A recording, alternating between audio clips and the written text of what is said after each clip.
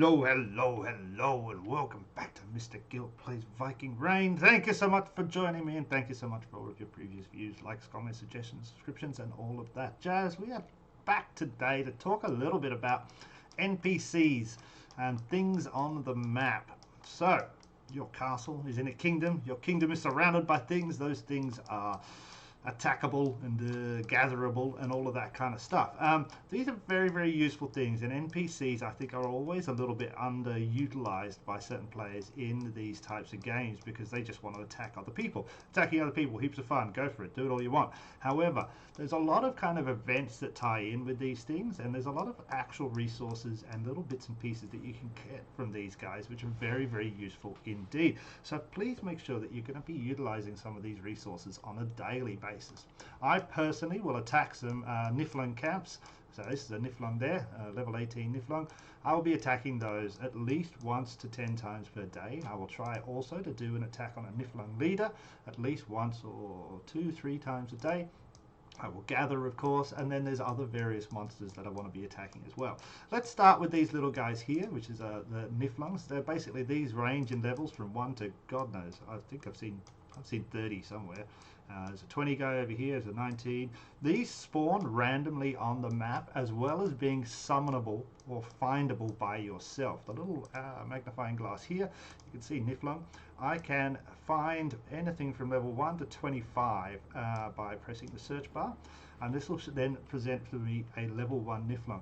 This is a super useful function, and it doesn't always work. You know, they can't always find one, but they do pretty much 90% of the time, and then if you can't find one, wait 5 minutes and try searching for it again, and one will pop up. Now, Niflung level 1 is super easy to beat when you are high enough level, especially with some tier 3s and a couple of good things.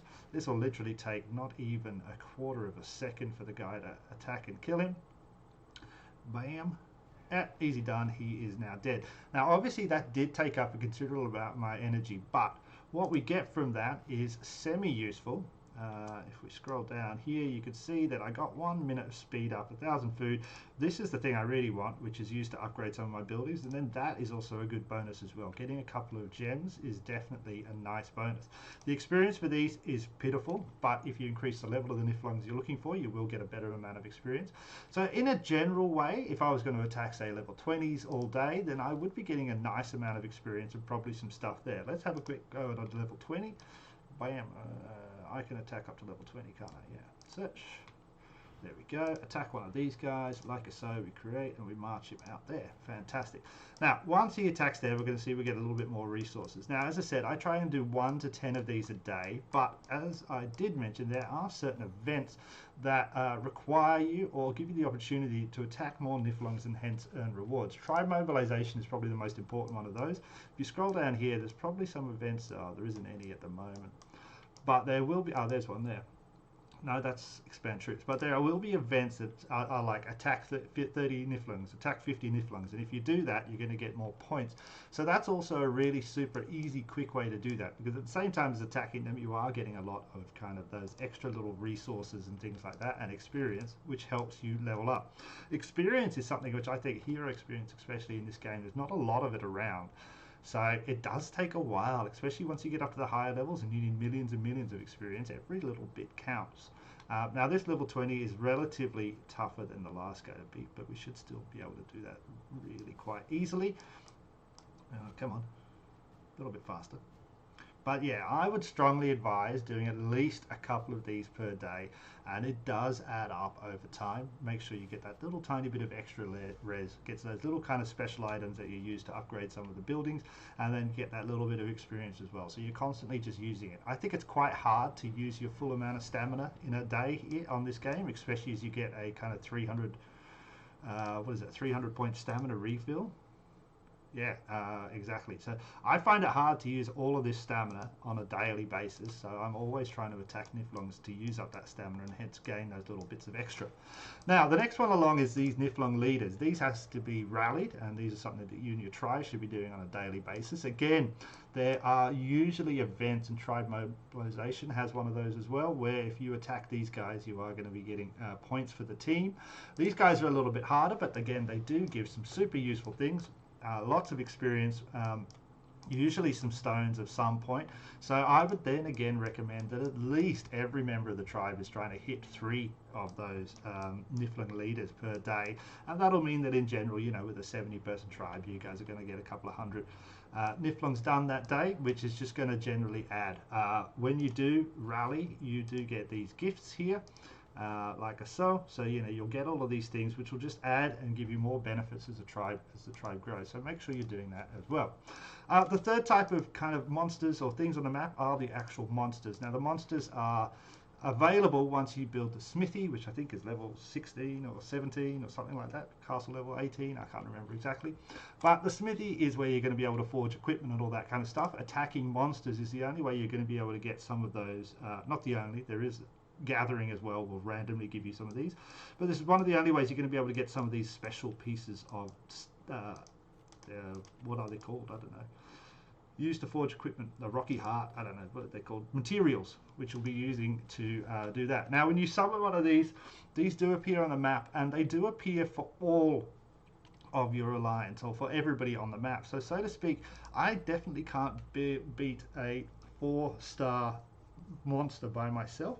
However, if I summon it and ask some friends in the chat to come and join me, it's not a rally, but they will also be able to see the location of that monster. I can share it with them, and if we attack that together, then I will have a better opportunity of killing it. So again, super useful, because if we want to get those higher tier materials from those monsters, it's not great for me just to constantly attack level 1 or 1-star monsters and just get these little bits and pieces.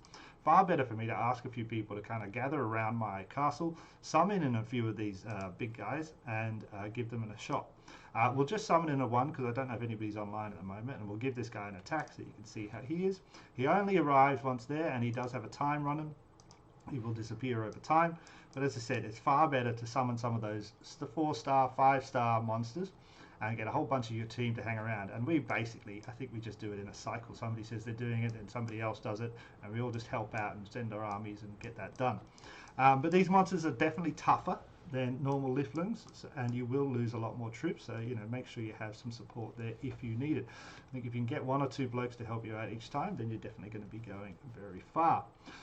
The other type of kind of monster on the map, or so to speak, is the laid-off monster, which occurs during the laid-off leader, the laid-off whatever he's called, during an event which we can see here called laid-off in hiding. You will receive these bells. These bells can be used from your backpack. If we go down to others, yeah, you can see these, and these will summon vanguard laid-offs, laid-off captains, and all this kind of stuff. Basically different other NPCs that are slightly separate from normal Niflungs and normal Niflung leaders. These are rallyable, so you will have to rally them with your alliance, and once you rally them, you will get the opportunity to get shards for laid off the hero and other bits and pieces. So super good to do that as well. I basically just save all of my bells until the laid off event, and then do them over a 3 or 4 day period. Every time you attack a Niflung during that laid off event, you do get an opportunity to earn a bell. So you know, I just kind of try and stack it up all in that little week. And increase the opportunity to get laid off shards, which I then use on the laid off man himself. I'm pretty sure the other day I was able to do 4 or 5 talent levels for laid off, which was quite handy. So those are the 4 types of monsters or NPCs you have on the map. You have normal Niflung armies, you have Niflung leaders, you have monsters which you summon from the smithy, and then you have the laid off I think there's 4 variations of the laid-off NPC as well. The leaders and the laid-offs are all rallyable, so you have to do them with your alliance thing. And then the monsters, I do advise, you know, that you do it as a team, that there are multiple armies attacking that, so that you can actually get it defeated and gain some of those things. I hope that helps everyone out there. Have a quick look. As I said, make sure do these constantly. A couple of Niflungs a day, a couple of leaders a day, a couple of laid-offs during laid-off thing, and 5 monsters a day, and you will be a happy person. Let me know downstairs if you need any help with anything, if there's any videos you want to see on this game. As I've previously said, I'm thoroughly enjoying playing it. It is keeping my attention. There's always, look at all the things I've got to do and click on this screen at the moment, take care of and do this and run this, and I haven't even started my daily quests or anything like that. Always stuff going on. So please do give the game a shot or ask me questions. Let me know tips if you've been playing for a while as well. Always interested to learn. Thanks so much for watching. Catch you in the next one. Bye.